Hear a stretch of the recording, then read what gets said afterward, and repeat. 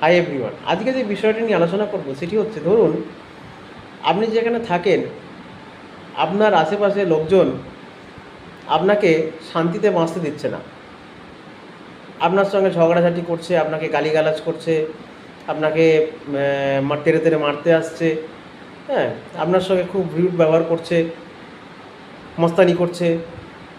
এবার আপনি আইনত কি সাহায্য পেতে পারেন?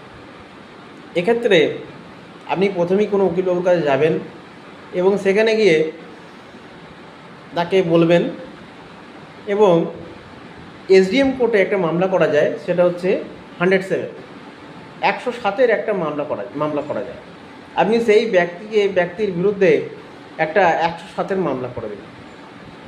আপনার যে শান্তি ভঙ্গ হচ্ছে সেই কথাটা আপনি উকিলবাবু মারফত ম্যাজিস্ট্রেটের সামনে তুলে ধরুন।